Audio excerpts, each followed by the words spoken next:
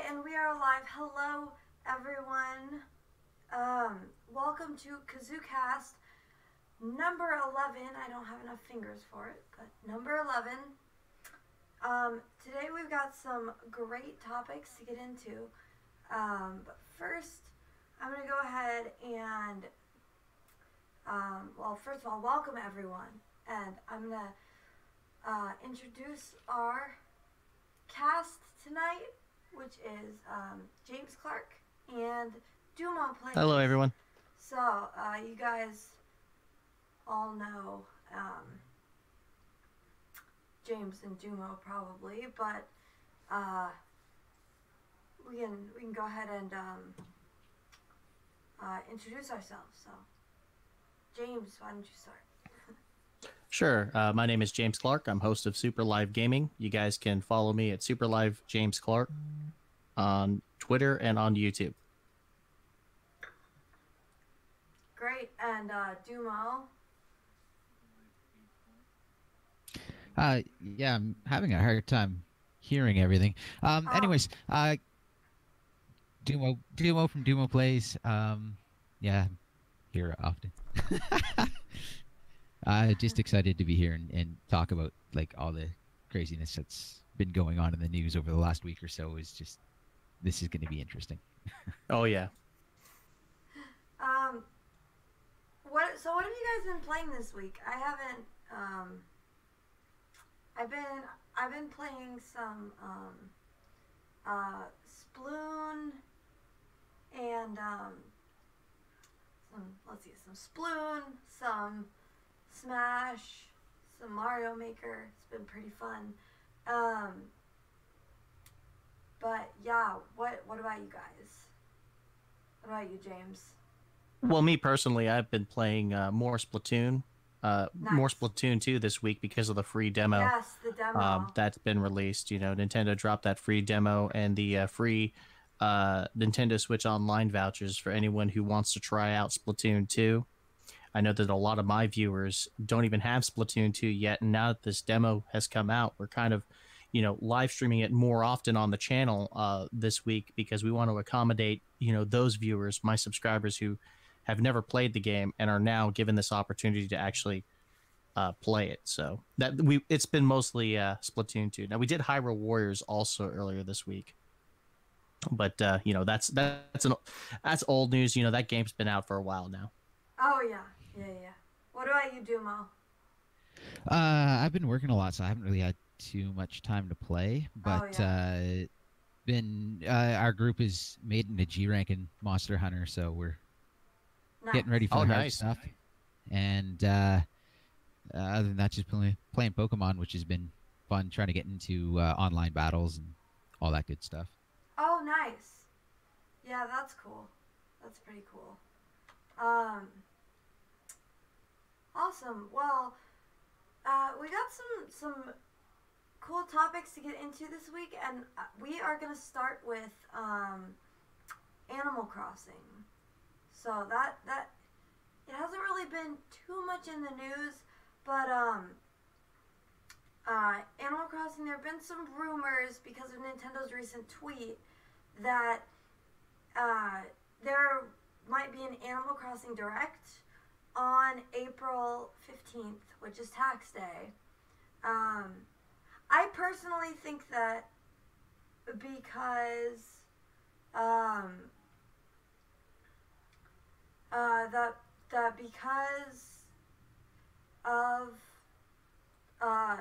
because it's tax season, everybody's working on their tax returns and everything. I think that's why. That's why they made that tweet. If you don't know what tweet I'm talking about, it's like Tom Nook, and he has like a bag of bells, and it's like what are you gonna spend your tax return on, or something like that. Twitter storm started, and we got no videos or trailers out on that last Nintendo Direct that we had before. Was having this fresh in their mind. Where's Animal Crossing? And then they come out with this tweet, and then everybody goes crazy. And then I actually posted on Twitter as like, Nintendo. Oh yeah, prepare yourselves, everybody. The Nintendo Direct rumors are coming, and sure enough, people were talking about it. They were saying, "Oh man, Nintendo's going to drop an Animal Crossing Direct. It's going to be in April, and it's going to be on April 15th." But it's all speculative right now, and we don't have anything set in stone to tell us that they're actually coming out with an Animal Crossing Direct. So I guess we're just going to have to, wait and see what Nintendo says in the coming weeks. Yeah. Yeah, it's I don't know. It's an interesting situation because the moment any time Nintendo's been more than a week without a direct, rumors start up. It's everyone's just so hungry for information. Yeah, you're right. So that's how they're gonna work it. And then this year they have such heavy hitters. Like we're talking Fire Emblem, which console world hasn't seen too much of for quite a while, but mobile is like handheld is huge. Then we got your Animal Crossing, your Pokemon. You got a Zelda coming. Like there's such big stuff, and we have no idea what the release lineup is, when things are happening, and people want to know. Like people are desperate, especially like, oh my god. We're talking Animal Crossing. They put up a picture, and the world just exploded. Yeah. Nintendo gave us a Pokemon. Yeah, Nintendo gave us a Pokemon Direct, which showed us the names, 3 Pokemon, and a couple of old images from the game. And they're like the fans are just, they want it that bad, and they're that interested into it. And I really, really hope it comes to fruition, because I personally want to hear some release dates, but I don't think we'll get it. We'll just see a little gameplay. I don't think we're going to get any real release dates until E3. Yeah, it's actually pretty crazy. I think that anything could happen. I don't know if they would. I don't know if they really have to wait till E3. I really think they could do anything that, I don't know. They could do anything, but I don't know. Could be E3. Probably will be, but well, if we don't hear anything about Animal Crossing at E3, wait, that's when I'll start worrying. Did I have some connection issue?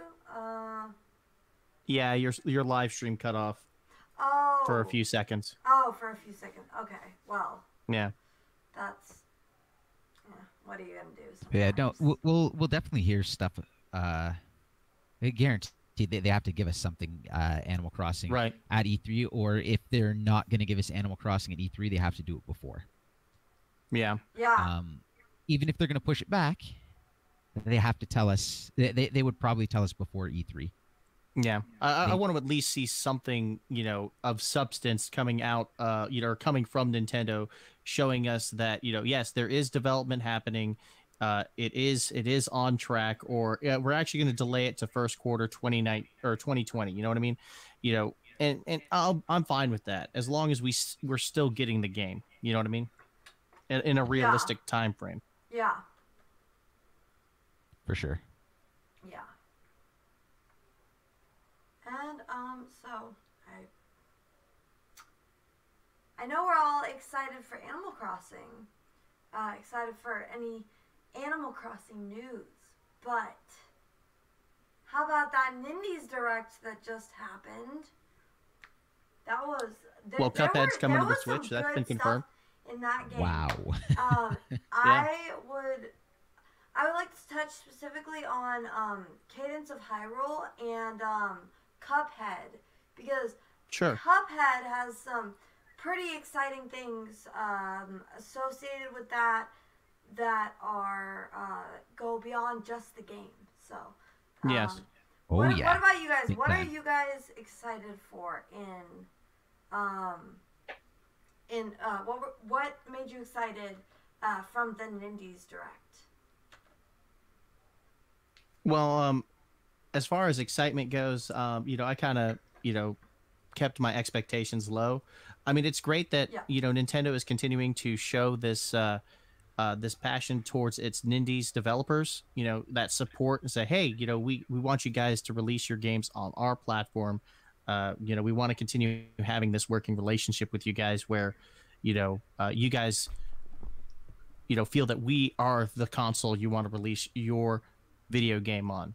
And as far as excitement goes, I guess, Cuphead, the rumors before that Nindies Direct came out and everybody was saying, yes, Cuphead is coming to the Switch. We didn't have anything confirmed at the time. And then finally this Nindies Direct, the way they started off with the Cuphead announcement, I thought it was great. And personally, I don't have any intention of playing Cuphead. But it is a shoot 'em up, a very hard shoot 'em up. Yeah. But it's a very well designed shoot 'em up. It looks great.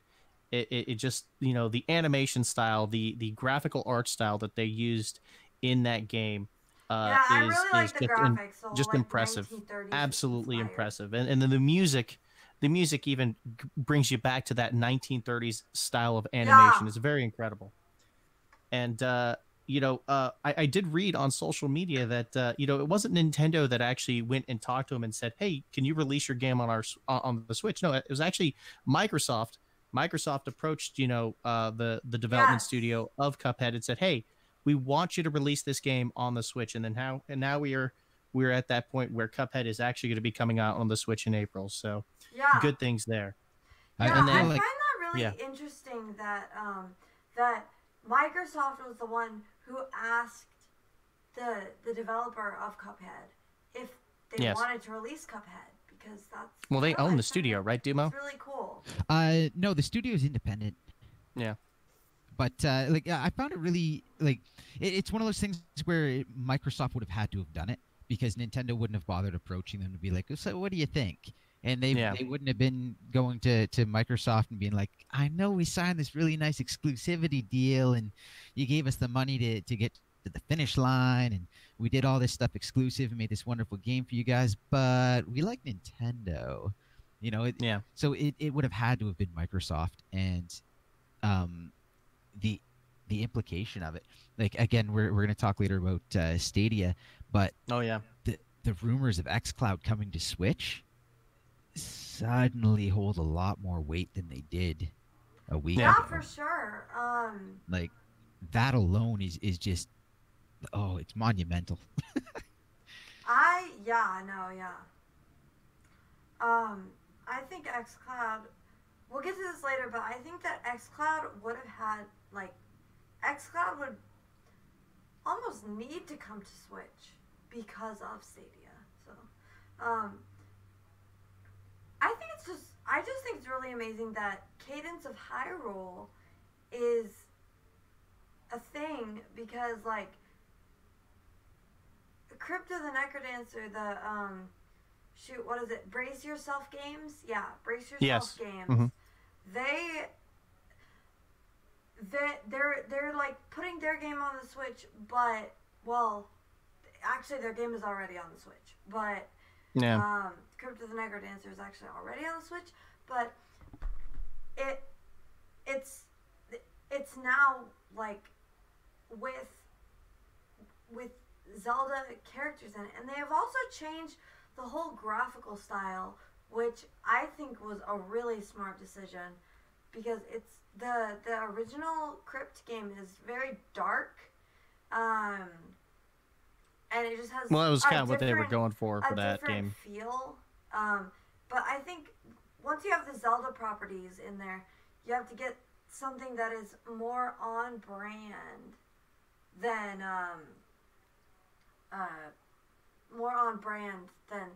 that. So I'm glad that they changed the graphical style to match the Legend of Zelda brand, and I'm sure Nintendo made made them do it. Well, clearly Nintendo trusts Brace Yourself games to utilize their IP in that game. Right. Link and Zelda specifically, and then obviously you see some similarities in some of the monsters in that game as well. Right, the one that stood out in my mind was the Dark Nut. Before they even revealed Zelda and Link, I saw the Dark Nut, and I'm like, that looks like a Dark Nut from Zelda. And then she says, "And now I have help," and then it's Zelda and Link, and you're like, oh my god. Oh my God, they brought him over. That's amazing. Yeah. It started up with that music, and it's just like, no. It's like, oh, that's it's like that's Zelda's music, and you're like, no, this is an indie direct. And what do we do every stream you go on to with an indie direct? Someone's like, show me Pokemon, or this is the worst direct ever. You better show me Metroid Prime 4, or else I'm gonna hate. It's like, no.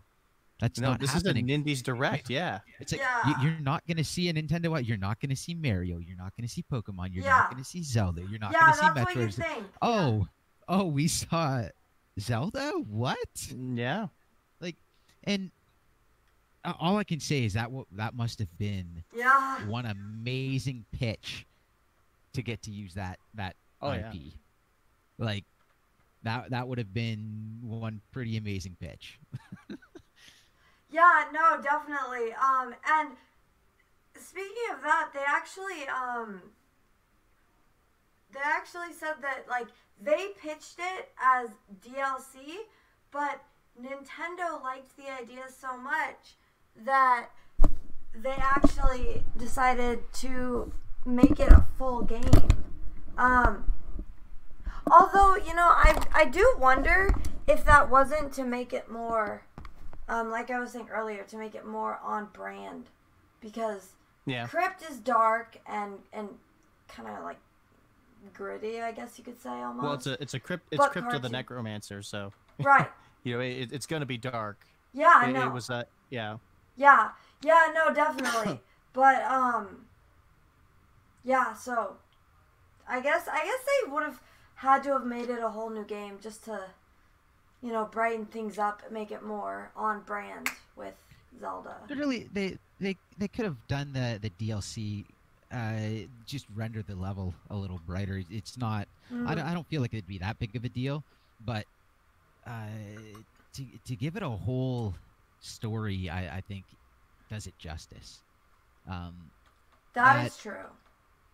That to me. Now it is a rhythm-based game. So I'm not too sure how it's going to play out. I'm sure it'd be fun, but some people are nuts, like love the rhythm-based games, and other people hate them. So we're going to see where that goes, because that was something that wasn't overly clear at first when we saw it in the direct. I didn't know what it was until we were talking about it. Yeah. And it's like, well, what is this? So I went over to their website, and it's like, oh, this is I believe they call it a hardcore rogue-like rhythm game. And I was like, huh, that's interesting. Yeah. So, yeah. But for an indie to get that IP and be able to play with it, like this isn't Ubisoft with Star Fox. This is an indie game. Yeah, it's exactly. It's an indie developer. It's not. Yep. It's not one of the bigger game companies. It's an indie developer. So I think that has really exciting possibilities. And you know what else has really? Oh, sorry. What were you gonna say? I was gonna say, like, this isn't like Ubisoft managed to run with Star Fox, which everyone was pretty surprised with. I think when that got showed off. But Star Fox is an IP Nintendo it doesn't really know what to do with right now. Like they've got a little bit of an issue with Star Fox, but Zelda is probably the best and most recognizable it has been at any point in time. Like it's huge right now, especially with Breath of the Wild blowing up the way it did. So for an indie studio to get that, like it's not even like a kind of a shelved IP. It's not like, oh hey, can we borrow Golden Sun for this? Studio, you know, it's Zelda. Like that's big. Yeah, and that's something it really is. There's got to be like a level of trust going on between that studio and Nintendo to be able to use their intellectual property like that, Link and Zelda, and whoever else they introduce, from the Zelda franchise and Cadence of Hyrule. Yeah. Yeah, it's Nintendo apparently has a I've seen interviews with the devs that did Shovel Knight. and Oh. they were talking about Nintendo basically, like when you're in, you're like, you're no different than the big guys. Like they're like all three. Nintendo took them out for dinner, and they're like sitting at the table with like CEOs and like high level people from like your Ubisoft, your EA, and all that, and they're just in indie dev. They're sitting at the table with these people, and they're like, they pull you in, and you're like anyone else. Really? So apparently Nintendo's pretty good about that. That's interesting. That's definitely interesting. I wouldn't have expected that. Actually sounds really cool. Yeah. It's very nice of them to do that. They spoke very highly of their relationship with Nintendo and how well Nintendo has treated them and just brought them in. And it's like, no, you're like everyone else. You just, it doesn't matter how big, how small you are. You all sit at the table with us, and that alone is pretty cool. Yeah, I agree.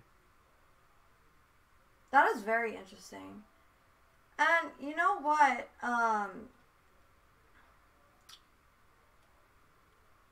Speaking of, what was I saying? What did I say before?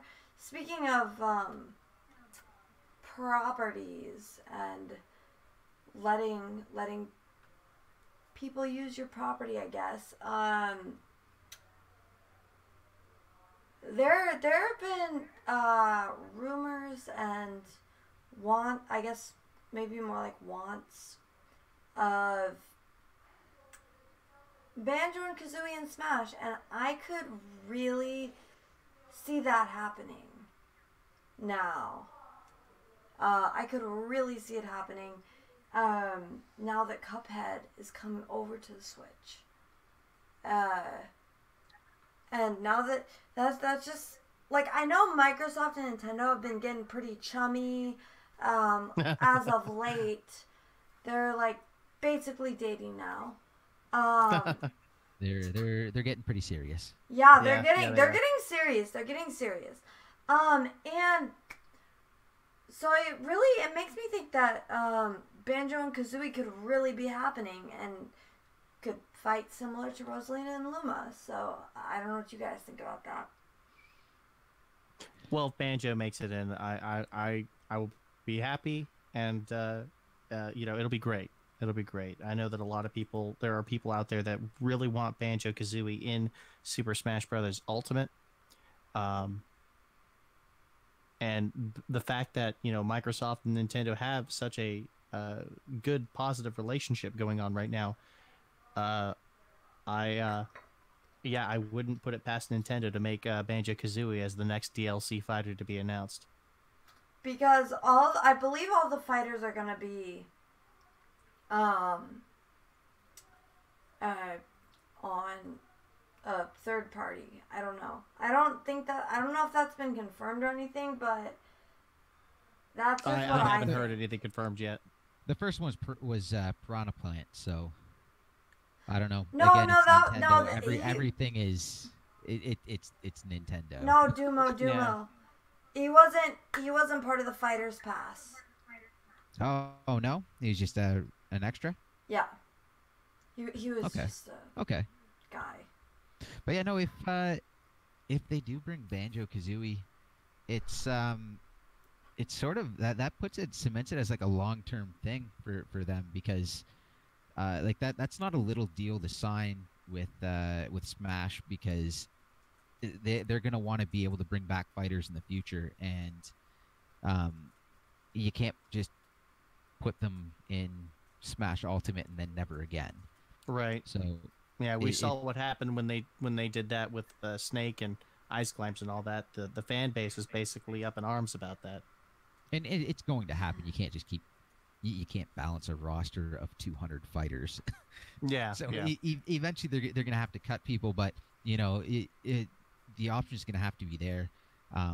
I do think it's really big on both sides. I think it helps Microsoft. It gets the name out there. It's kind of rough though, because the name, I don't think it resonates as well as it once did. So it's sort of, unless they're coming out with a new one. Yeah. I don't know. Or they'll probably re-release the first two, Banjo-Kazooie and Banjo-Tooie on the eShop, you know? I could see it. That would be cool. I think that would be great. I haven't played those games in years. I'd love to play them again. Yeah, I've actually never played them, so that would be cool. Yeah. Played very little of them. But, you know, and again, I probably wouldn't end up picking them up just because of how packed the gear is and my limited time. But a lot of people would be really happy to get them, and for that reason, I would be 100% up for that. Mm-hmm. Yeah. That would be pretty cool. So Nintendo and Microsoft, that would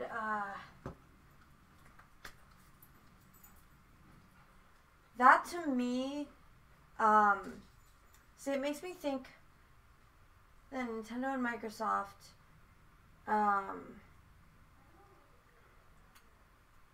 they are having this relationship and this with Google Stadia. It just makes me think that they are very their partnership is very necessary because of Google Stadia, I guess, is what I'm trying to say. So,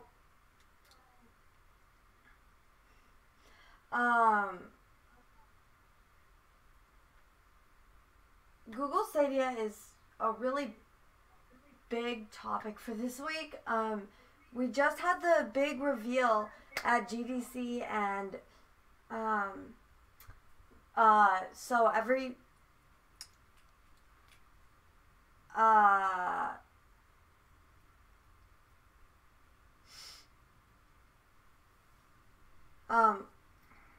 okay, so we just had the big reveal of Google Stadia at GDC, and it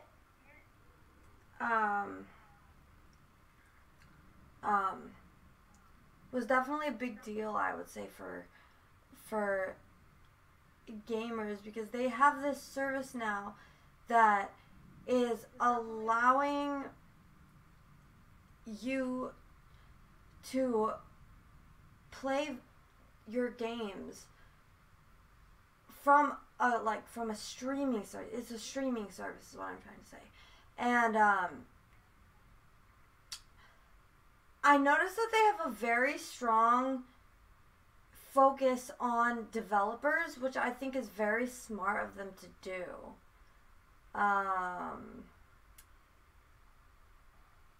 There's a reason why they went and did the reveal at GDC rather than doing it Google I/O. Oh yeah. Oh yeah. That's because true, it's a yeah. game developers conference. They wanted to showcase this new feature or this new streaming service because they were basically selling it to the developers, and it was a very smart sell on their part.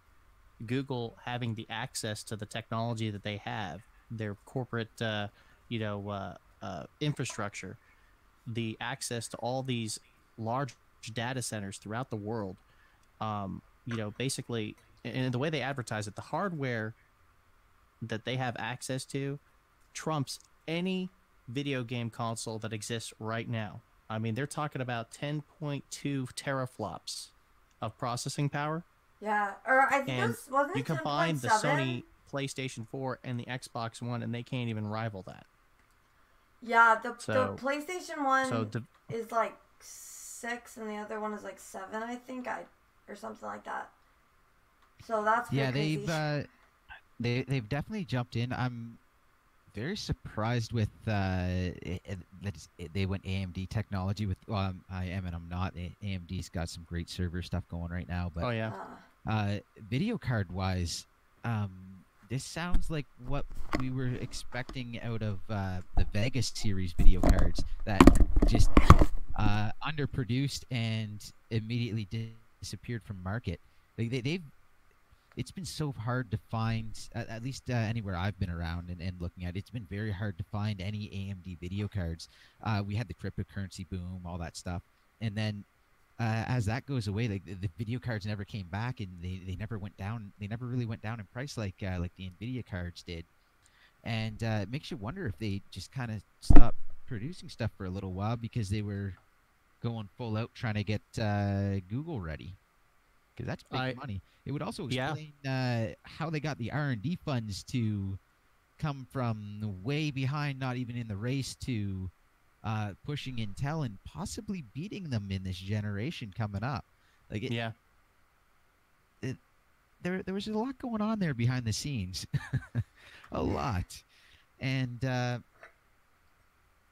just it's going to be interesting to see what they can do, and of course the big issue is going to be the lag more than anything else, and then their net code is going to be a big thing they're going to be ongoing working on, so that the service is going to continually get better. But well, one of the biggest problems that we're facing here in the United States is, we have throttling issues. Internet service providers are not regulated to where they can or cannot throttle your data as it's coming to your home. So if you are taking a graphically intensive game, and if you're streaming it to your device, how is that going to translate once you request that to be streamed to you, and then you start playing, and now you start sending these inputs, your button inputs, to Google's server, and then suddenly the ISP, since you have a data cap, they put a stop on that, and then suddenly you're not. I mean, do you not have access anymore? You know what I mean? Because not everybody's internet is created equal, and everybody has different internet service providers. Yeah, that is true. It's hard to know. The big thing is they're going to be able to pay what they would do. They got the money. Not only that, but again, this is the whole issue with abolishing net neutrality. Google can pay, Microsoft can pay, and now it's them, and no one can challenge this because no one can pay for it. Right. It take enough money to get the servers up and running is obscene, but then on top of that, pay to make sure the service can at least run at its proper speed for people. Like that's it's basically without Microsoft jumping in right now, Google would have a monopoly and no one would be able to touch it. That is, you know what? That is actually a really good point. That yes, Google would have a monopoly on that. Well, I still have concerns that those of us the people who have data caps on their internet service, because that's all they can afford right now, there's going to be a cap, and so you're going to be forced to pay a premium to take advantage of this service.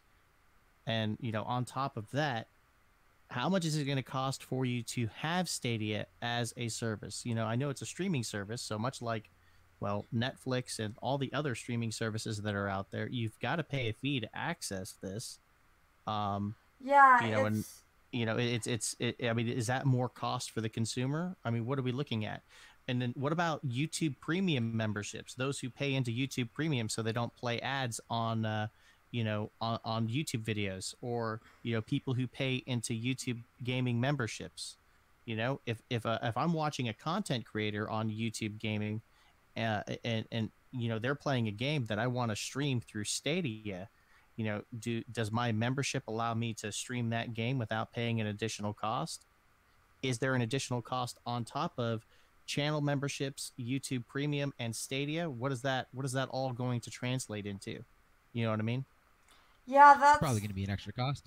Definitely, that's definitely a concern. Like, how much extra is it going to be? Well, like, when they were talking about it, they weren't talking about you paying into the service, and it's like, oh, that streamer is playing the game, I'm just going to join up with them. They were talking about like, oh, that streamer is going to be playing the game. It's like, oh, I want to join them. I'll buy the game and play. So I don't know if it's going to be a full-on service or whether it's going to be like an a la carte or whether you're going to have both. So it's going to be interesting to see how it goes. Yeah.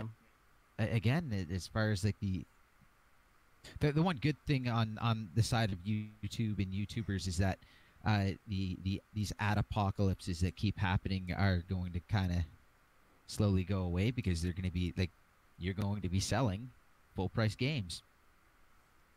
Yes. Yeah. So like, it's going to be increased revenue coming in from YouTube. So at least in that regard, YouTube's going to be a little bit more stable, I would hope. But I don't think anything gets any better for viewers. There's some more interesting options with the save states and being able to pull up different things on your screen. That alone for tournaments. Like I watch Splatoon tournaments, and that alone, if you could, if they had that kind of option in Splatoon or I guess any other shooter there too, as far as that goes, like team based, you could literally pull up different views on your screen, and then you could just cycle through the ones you want. You'd have that player, much like they do now with the controller, but then you could actually see everything going on around you and everyone else. So like if you have a decent sized screen, you could see everyone's view at once. Like they have a lot of really interesting stuff in that regard. Now, I do think it's going to be really big for esports. The problem is when you get into really big esports, they want local. They don't want anything streamed. Yeah. Yeah, no, that's a good point. Esports is definitely a growing market, and Stadia could be maybe not the future of esports, because like you said, they don't have they don't want anything streamed because of the lag or the potential lag, even though they kind of like, at least they want you to believe, you know, there will be no lag, but I mean, there still probably will be. I don't know. Well, there has to be lag. There's no way you can do anything without it, because no matter what, no matter how instant it is, nothing is truly instant. So there is travel time to get to the server and come back. The one thing I would say about it, though, as far as that goes, is on the esports side, there might be a little bit of lag, and players might not be too happy with that. But there's no cheating. That's true. No hacking, no cheaters. You can't hack, you can't cheat, you can't do that if you can't have access to the game file. You can't have access to it running. You have access to literally a picture on your screen. Oh no access to anything. And the developers absolutely love that. They are going to eat that up. At PC, that's PC good news for them. That PC hates it. Modding community is up in arms right now. Oh yeah, I'm sure they are. Yeah, the modders may not be happy, but the developers, they're like, yes. Oh, the developers love this entire thing. Yeah. But then on top of that, the other thing that works out really well for streaming is not only do they not have access to the file, so they can't cheat, but everything goes to the server, and people are like, well, it's going to be this server going to this server, everything communicating. So no. It's basically going to be like a local. Like, as long as everyone's at the same data center, everyone should have approximately the same ping. Everything could happen in-house. So the three of us playing against each other in some sort of a game, we would be communicating with the server, with the data center. The data center would be communicating in itself between the three games that are running, the one for each of us, and then we would be getting the signal back. That shouldn't add any real noticeable latency. It should. Yeah. And then the latency is going to be the network itself, and then our distance to the data center. So it could make a very even playing field, even with latency. Personally, I would rather have a little bit of latency and a completely even playing field than zero latency and someone might be cheating. It sounds almost too good to be, but you know how, like, you know, when you play these graphically intensive games, and they come out with something, you know, that requires, you need to make sure you have this type of video card, you know, this type of processor, 8th generation, 9th generation. You know what I mean? In order to play this at the best, you know, 4K resolution, 60 frames per second. And Google just came out right there at the conference, and they were like, you're going to be able to stream on any device through your Chrome web browser, your Pixel 3, device or your Chromebook, and Yeah. you're gonna be able to stream it at 4K, 60 frames per second with HDR color scale. Yeah, and it's crazy because I forgot to mention earlier it's way too good to be true in my opinion. So yeah, it to me it's no different than Netflix. As far as that goes, the only real difference, the only real difference you're getting into is the lag. Your latency they're times. both streaming services. Yeah, you got button inputs and stuff like that. When the player's putting in the controller inputs or keyboard inputs. Then of course we also have to bring in talk about Microsoft and xCloud as probably their biggest, possibly only real competitor. xCloud in their test, they were claiming that they were getting about 10 milliseconds of latency, which is nothing. That's absolutely nothing. I believe my ping is like 15 to 20 or something like that, which is ridiculously good. And so like 10 on top of that. So if I have a ping of 20, they have a latency of 10, then all told you're looking at 30 milliseconds. Like that's still, I think they said it's around 150s when you start noticing lag.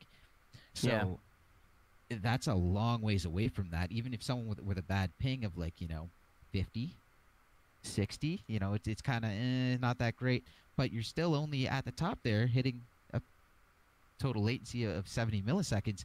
That's still perfectly playable. That's still good for first-person shooters online. So if Google probably won't have the latency down that low, because Microsoft's been working on this for a while. Remember that, especially with what is it, Mixer? I think is their Mixer is their streaming platform. I actually have something to say about that too. And Mixer, their big thing that they were always talking about is like lower latency, so that you could have like real time communication with your chat. Like that was one of the big things they were pushing. So they've been trying hard to drop latency more and more and more. This isn't a new thing for them that they've been working on. So they might actually be a little bit ahead.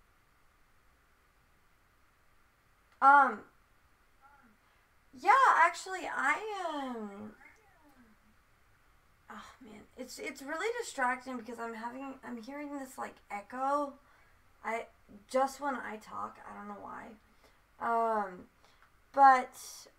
Anyway, I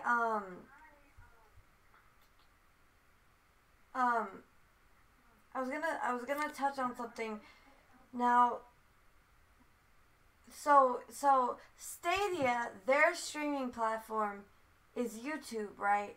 So you can click in the game, and then you will be playing the same game, or like click on the video, and you'll be playing the same game as the streamer, or whatever. Right. And so I was thinking, like, what if Microsoft implements something like that with Mixer, or like Nintendo could implement something like that, but like with Twitch, or something like that. Like, honestly, I think Nintendo. I'm just gonna touch up on Nintendo real quick. Before they even announced Google Stadia, I think Nintendo kind of had an idea that Google was up to something with their Project Stream that they did in last October. So what had happened was they discontinued the Nintendo Creators Program. Yeah. I think one of the reasons why they did that was they were kind of reacting to this new streaming platform that Google was going to be coming out with. They realized that, well, shoot, if people are going to, stop playing Nintendo games, because we charge, or we take away their ad revenue as part of the Creators Program, well, what's the incentive to play Nintendo games? And now our third-party developers are going to have this incentive to bring their games onto Google's platform, Google Stadia, and not on our Nintendo Switch. So I think they're playing. They're kind of moving, things to where they're adapting and they're trying to adjust to these changes that are, basically anticipating Google's release of this platform, Stadia. So that's how I feel. It's kind of like how Microsoft and Nintendo working together now is they're preparing to compete with this new streaming service that Google's coming out with. Mm-hmm. Do you think that they knew Nintendo? Do you think they knew about Stadia before it was released, or? I would imagine so. Yeah, I think. Yeah. You got to remember they're talking like. Sure, they went with Nvidia for the Switch, but I guarantee they were talking to AMD and all this other things. And then I was really close to saying, maybe there's going to be actual hardware produced, because back as the Switch was coming out, you might remember there's a few YouTubers and a few people in the media that were adamant that Nintendo was releasing a 4K beast of a machine. Oh, yeah. Well, because there was 3 people talking about it. That apparently AMD had 3 people lined up for like powerful machines, and they were like, well, it's going to be, Sony, Microsoft, Nintendo. And then I was kind of like, what if it's Sony, Microsoft, and Google? Yeah.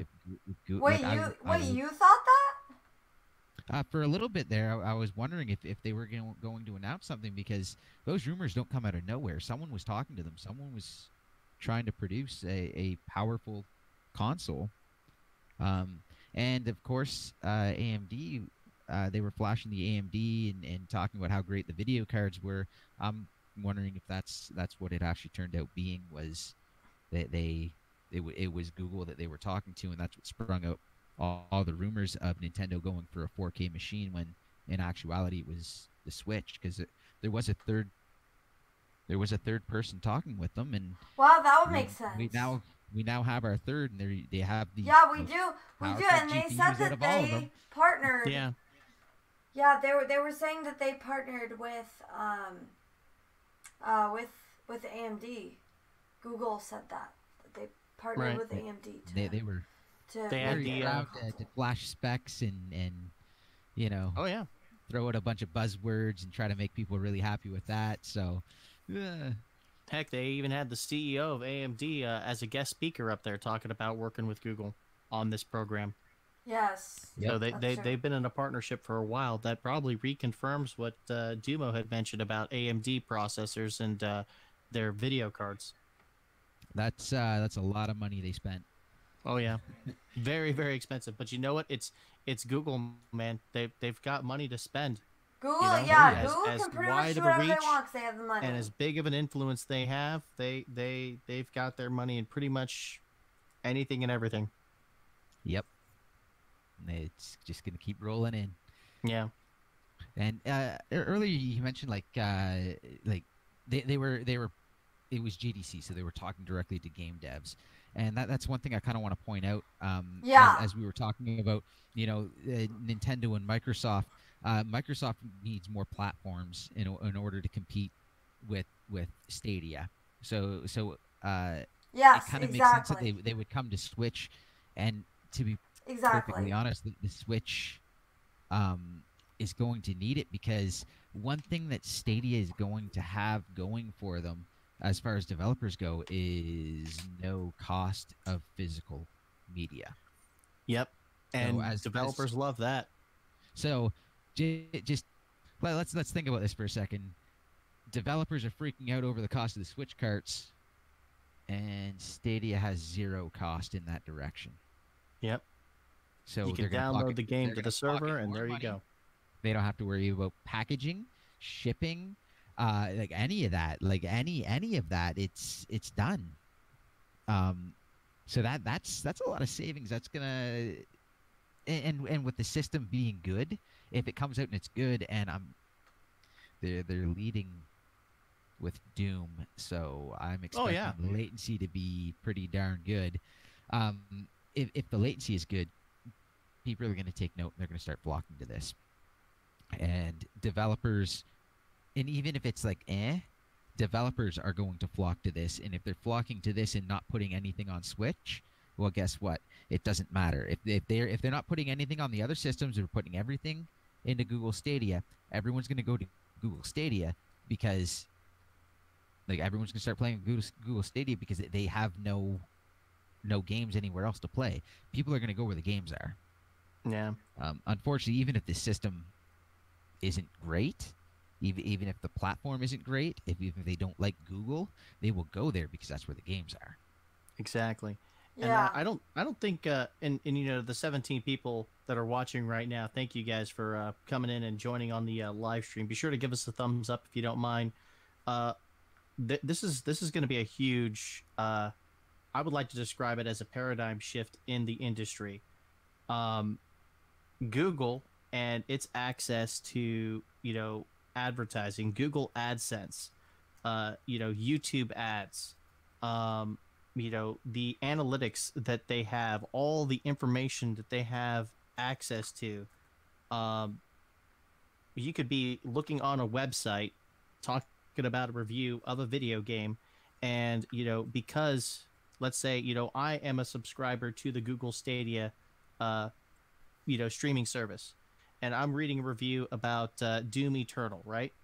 And there's an ad right there that says play Doom Eternal now. I click on that ad, I get out my Stadia controller, and I start playing Doom, and I try it out. And the way they are describing this streaming service, that is essentially what it is going to be. That is what it's going to come down, because one of the comments that Phil Harrison had mentioned during that that keynote is the fact that, you know, the digital storefront is not just one space. It's not google.stadia.com. No, it is the entire internet. The internet becomes the game developer's storefront. If I have an affinity towards, you know, certain types of games, RPGs, racing games, first-person shooters, they're going to pop up on my screen as I'm reading articles, as I'm watching reviews. You know, they're going to pop up in my YouTube ads. They're going to pop up at the end of my, you know, YouTube videos. You know, when the videos finish playing, you're going to see something there. Play, you know, this game. Play Assassin's Creed Odyssey. Play this racing game. Play Doom Eternal. You know, that is where this streaming service... that is what this is going to become. That is what Google's goal. That is their eventual goal is going to be. And you know what? It is going to be a tough market for the big three, and I'm talking about Nintendo, Sony, and Microsoft. It is going to be a very tough market for them in the coming months, maybe, you know, in a couple of years.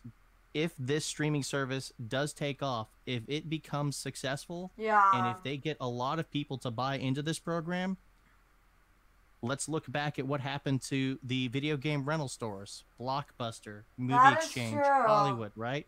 Yeah, the brick and mortar video stores when Netflix. Netflix shut it down.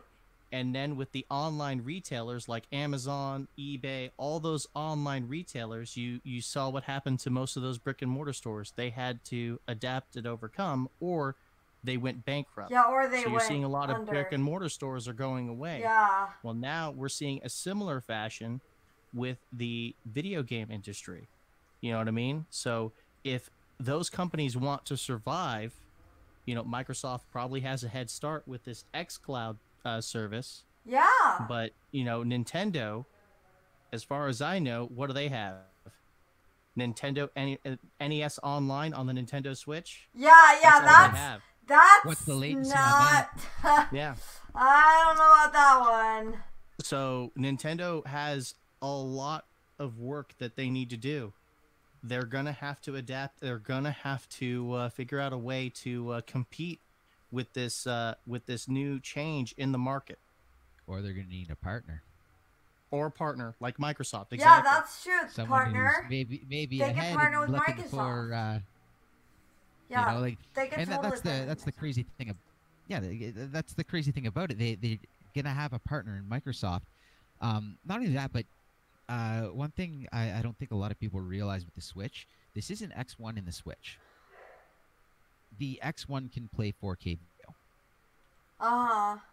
So, just so you know, if it does come to Switch, I don't know if it can do 4K 60, but I know it can do 4K 30. If streaming comes to Switch and you have 4K TV, you will be able to stream 4K to your TV because the Switch is capable of it. Wait, so the Switch is capable of 4K stream? So it's an NVIDIA Tegra X1. Streaming. It is not capable of rendering a 4K game because that requires a ton of power. But look at the Xbox One S. Oh, so is not much stronger than a Switch. It is a 4K Blu-ray player. With HDR. So you just said be able to fit that niche. So you just said that it's not. It wouldn't be capable of rendering games in 4K, right? Not rendering. But if it could 4K, stream games, it can render a game stream in 4K. So if you're streaming from the cloud. Oh, okay. It can render a game streamed in 4K. It can take that 4K stream and it can output it to your TV. Now it takes a lot more power to actually create the image, which is why that'll be done server side. Yes. And that's why you'll be able to do it on like a $100 like notebook that's like just trash garbage, but it will be able to play that game. Yeah. Wow. It's because it's done server side. It just matters about the screen. Your 4K phone is going to be able to do it. It doesn't matter if you can connect to the internet and the card, your network card can handle the signal, and you have a monitor to output high enough. It doesn't matter what it is; it can render it in 4K. As long as you can output to a 4K monitor, and actually in 4K, it'll be able to do it. If you can output to a 1080p, it'll be able to do it. It's just gonna and a lot of it's gonna come down to the network card in whatever device you're using. You know what? It almost sounds like to me like I don't know if this is accurate, but if Nintendo is partnered with Microsoft now, then if they have this xCloud streaming service and they can stream all the games that are on xCloud, it almost sounds like third-party support for the Nintendo Switch really won't matter anymore as long as the third parties are wanting to be on xCloud. That 10-year life cycle makes a lot more sense now, doesn't it? Oh, it does. You know what? You know, a question just came up in my mind as you were talking about that, Kazoo, and it makes me wonder if third-party developers, what if third-party developers decide, hey, you know what, we don't want to release games for your service or for your console anymore? Like, let's say a developer says, yeah, we're gonna take this game off your eShop. You know, we're gonna be exclusive to Stadia. You know, I wonder if there's anything stopping the third-party developers from doing that.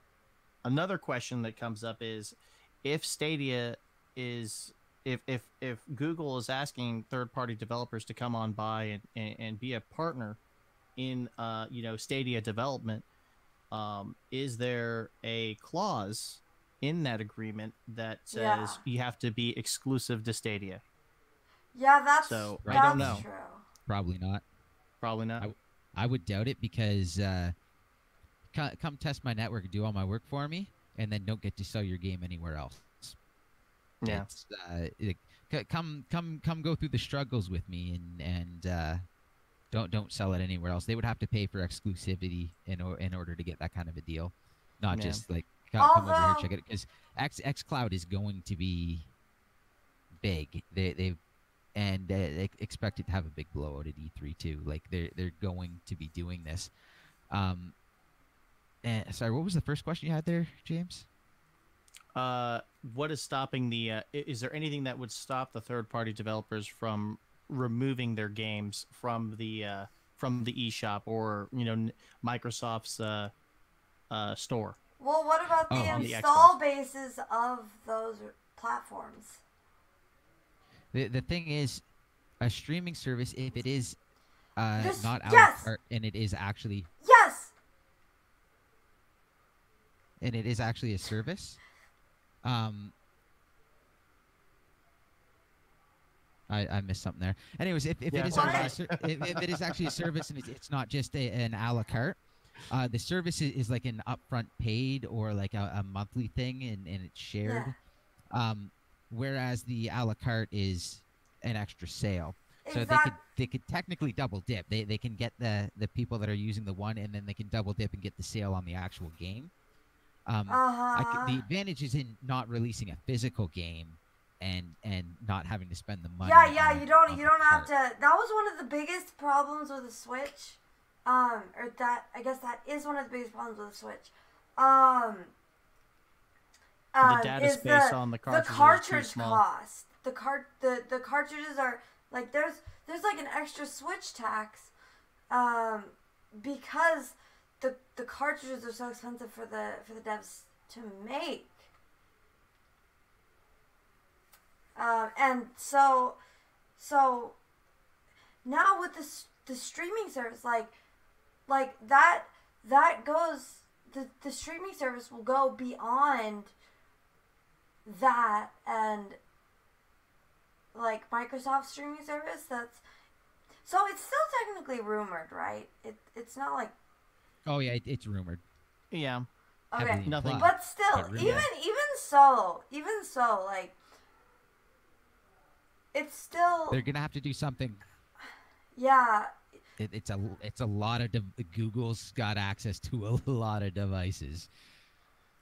Yeah, but still, streaming service will transcend. It transcends just one console. Like if you buy a game, you like say you get like Mario plus Rabbids for the Switch, like you have that game for as long as you have the Switch. But the streaming service will potentially transcend that and make it so that you have the game for, I mean, it could potentially make it so that you have the game forever, or it would at least make it so that your game can stay on the platform for whatever console the streaming service is on, or whatever platform the streaming service is on. See, that's the big complaint, though, is that if I buy Mario and Rabbids and I have the cartridge and I have my Switch, I can play it forever. That's true. Or until my Switch fully dies. If I don't actually own the game, and say I play this game every day for the rest of my life, well, 10 years from now they just go, you know what, we need space. Delete. Yo, no more that's games for true. you. Yeah. And that's people want to own things, and that's one of the problems. But we went through this with music. We went through this with movies. At the end of the day, we have Spotify, we have Netflix, and people are quite happy. It's so it's one of those things. It's just like people didn't want the digital age, didn't want all digital. It'll never work. It'll never happen. PC's been doing that for years. Yeah. And they're quite happy, and it's really handy. PCs don't even come with optical drives anymore. Like it's not needed now. And as this service, like this is going to be the future. And again, they're talking literally like you're watching a YouTube video. Hey, I want to play this. Click 1, 2, 3, 4, 5. I'm playing. Like that's what they're talking about. 5 seconds to be into a game. Like that's it's not like, oh, I got to change my cartridge. It's not like, oh, I got to find it in the menu. It's I can click on YouTube and be in the game now. Like that's going to be huge. Yeah, that is honestly weird. And I also think about it, Well, one of the things actually that James you brought up before, um, like are YouTube gaming streamers, like are YouTube streamers and content creators, are they required to opt into the program, or like can they opt out? Or Yeah, that's one of the questions I had. yeah, Because right. they had Matt Pat come out during the keynote, and that's all good and well, but the YouTube gaming content creator community is a very large and vast community. Starting with the up and coming, starting from nothing streamer to streamers that are at the level of Matt Pat, Markiplier, and Game Grumps. You know what I mean? Yeah. So who is going to be a part of this Stadia program? Who is eligible? Is everybody eligible, or is everybody required to be a part of this? Can they opt out of it? And those are questions that we won't have answers to until they have they're ready to release that information. It's still unknown. We don't know. Yeah, I wonder if they're gonna do something like, I feel like they'll probably do something like they've been doing, kind of, because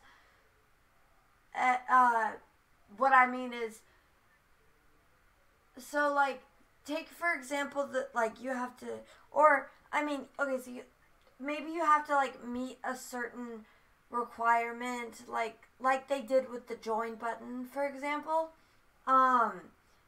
Like now with the join button, you have to be 30,000 subscribers, and however much watch time or whatever. But so that's that's the new requirement for the join button. But then you have the Stadia, which it could end up being a similar thing. Like it's Google, so I could see them doing something like that. But I would also like to say that the change with YouTube gaming going away, it honestly baffles me even more, because I don't understand why. I would think that YouTube gaming would drive more traffic for Stadia. So well, I have a counterpoint on that. I have a counterpoint on that. Oh, what's your counterpoint? They're going to use it to drive Stadia. Yeah. YouTube is going to be the largest advertising platform for Stadia.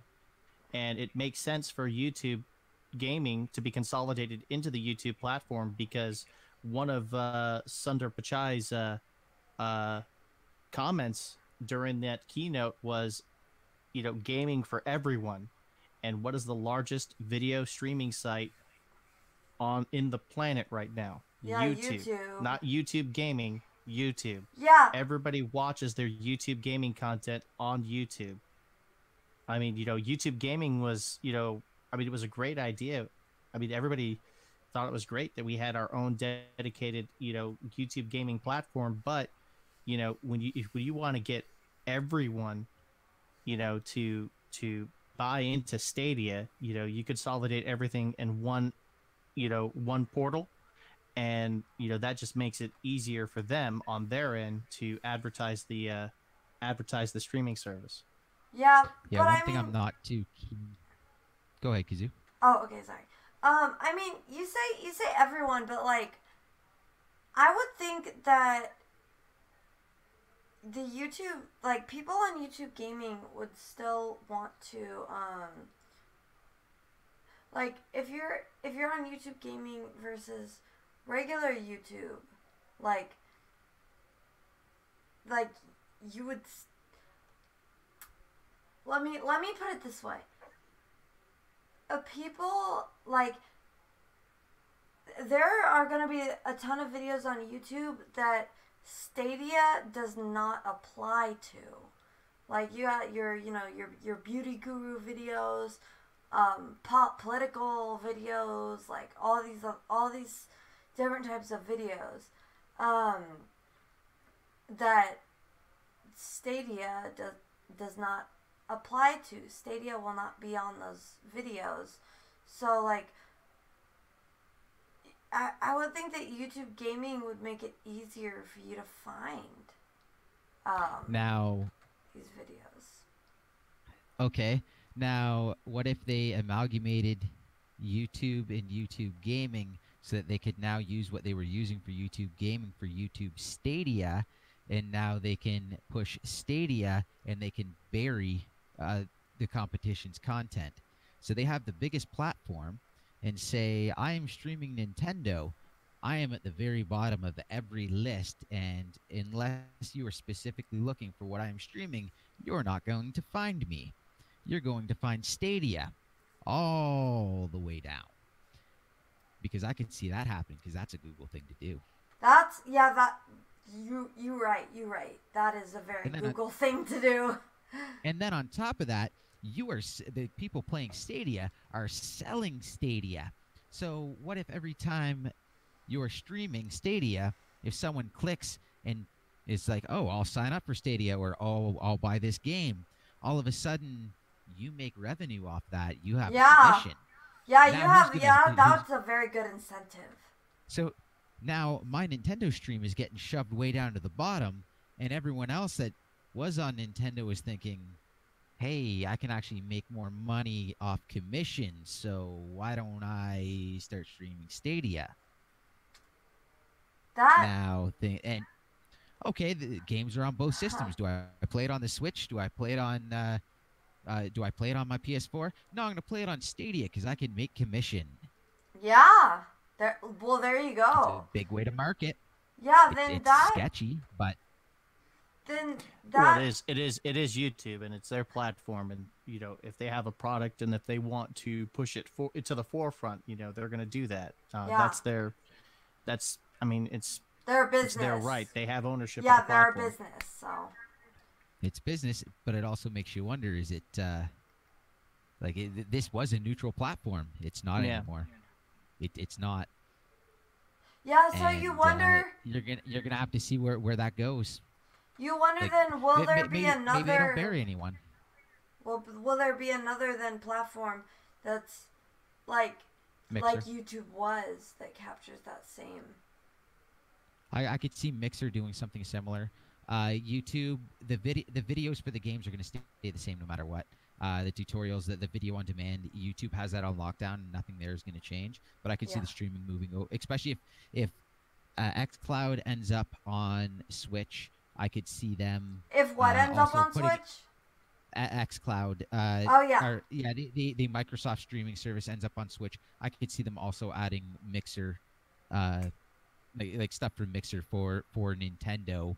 Like I could see them adding something like ads to the Nintendo eShop on Mixer, just as a way to kind of compete, because that's going to be big sales coming in. Like the sale is like not only you playing the game, be like, oh, this looks awesome, sale, like just in your face the whole time, and it's going to be very invasive, and I know it's going to turn off a lot of people. There's going to be people looking for other platforms. Let's put it that way. But it's still YouTube. They're still the big dog. And yeah, Stadia. If you want to grow, I wouldn't be surprised if Stadia is the way to do it. And then at the same time, if you want to stay with Nintendo, there's going to be less people doing Nintendo, so that might be helpful, unless they bury you. Yeah. I mean, now I'm possible. fully expecting that to happen. What you're saying, Dumo, about them like burying you. But you're also on Twitch, so you have that. Yeah, that is true. That is true. I'm also on Twitch, Periscope, and DLive. I'm hoping DLive is the streaming platform of the future. I'm hoping.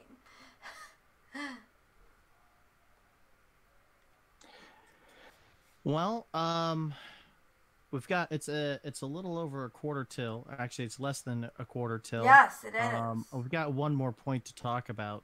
Yes. So, guys, do you guys think that Stadia is the video game console killer? Like, do you think that, do you guys think that Google Stadia will kill consoles? Dumo, what do you think? You want me to answer first? Oh, sure. Whoever. The way it is advertised right now, absolutely.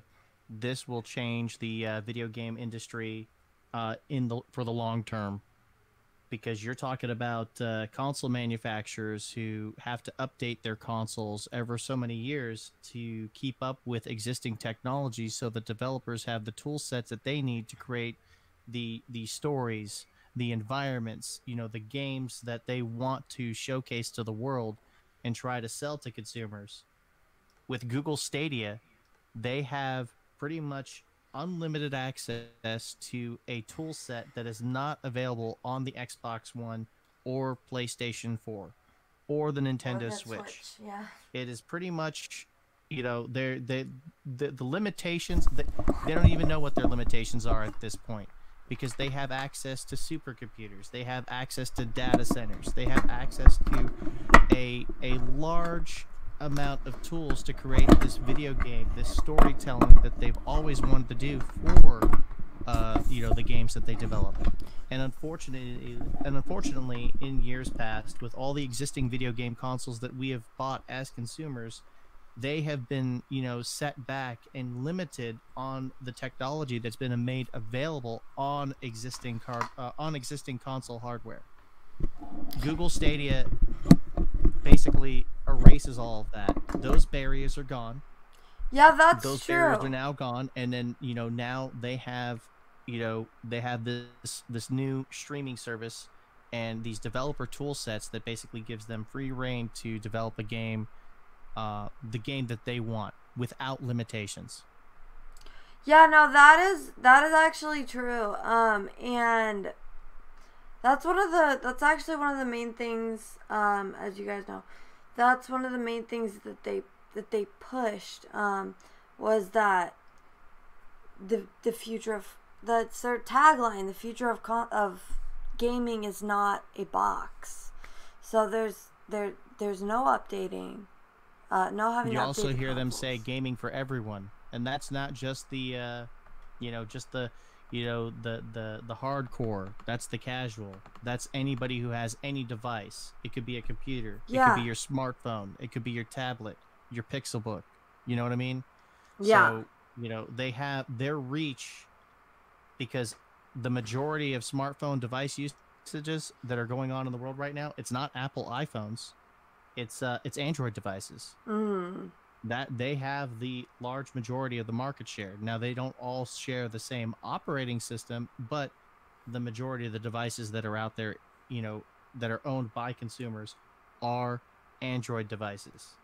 So Google's reach, is very attractive to developers. They would, it would be unwise of them to be like, nah, we're going to stick to the console hardware. You know what I mean? No, they're going to look at Stadia as a very good, lucrative venture, so that they can, release their game and release it in the style and the format that they've intended from the get-go, rather than being limited by hardware specs. I think Stadia won't kill consoles. I think it'll just severely hurt them for now. I think it is going to ends up being what ends consoles and console generations. Again, Phil Spencer said that this is going to be the last generation of traditional consoles. The last traditional console generation where we have, like, here is the upgrade. It's because things are going to be played on older hardware now as well through streaming. But not everyone has great internet. Not everyone has a good ping. A lot of people don't even understand the difference between how many megabits per second in what their ping is, or why one matters and the other one doesn't. These things are just, we're not there yet. There's a lot of places in the world that don't have that internet, that don't have that option, and then on top of that, people like to own things. People like it's going to be a struggle because they're going to have to sell it. They can, they will. It's going to happen. That's a foregone conclusion. It's going to take time. It's probably going to take another generation at least. We're probably looking another 10 years away. Google, their latency, they were having latency issues in their testing in a nice controlled environment at GDC. So they have a ways to go. I think xCloud is actually closer to it than they are. But people still want a console. Now I could see the box beside your TV is pretty much done at this next generation. Is going to probably be the last box under the TV. But something like the Switch, where you don't need the internet, you can play wherever you want. Something like that is still a very great option. And then to be able to bring it home, drop it in a dock, and be like, okay, now I'll stream this 4K game because I can. Wow. That's still going to have a place, even with cell phones, stuff like that. The problem is, it takes up cell phone battery life is limited. I'm lucky that I have a very underpowered phone, and my phone can go all day playing phone games and be perfectly fine. But have a 4K screen on all day long, and suddenly you can't make a phone call. All right. Well, lots of really good thoughts, opinions, and hard facts today, guys. So thank you guys for being on the KazooCast with me. I think we're gonna have to go ahead and wrap it up here pretty soon. But yeah, thank you guys for being on. I think that about covers. I mean, I know we could probably talk about this Google Stadia for I much could talk longer. about it all night. Yes. Hours and hours. We just scratched the surface of this. Yeah. If we said everything, I don't think this podcast would ever end. But I'm gonna help out our viewers here in the chat. I'm gonna give them a link to the site that I found that seems to have like the Google's or the Reader's Digest of all this information that is coming out of this yes, conference. And as far as like how long we can talk about this, we've been talking about this since it dropped, and we are still talking. Yeah, we're still talking about it for sure. Yeah. So like, this conversation can go on forever. Oh yeah. Yeah. So, but yeah, I think that's gonna about do it for the KazooCast tonight. So, James, tell them where everyone can find you. You guys can just do a YouTube search or a Google search. Super Live James Clark. You'll find me. I'm usually at the top of the search results. And Dumo, what about you? YouTube.com/DumoPlays. S not Z. I stream a few nights a week. You can always catch me Sunday night, 8 p.m. Eastern Standard Time. I will be doing Splatoon every Sunday. So if you're looking to find me, that's the easiest way. Or here, Discord, all that good stuff. Awesome. Well, yeah, thank you guys. Thank you guys for coming, everyone. Thank you, Dumo and James, first of all, for joining me, guys. Make sure you guys check out their channels, because they're great content creators. And make sure you subscribe to the YellowKazoo also.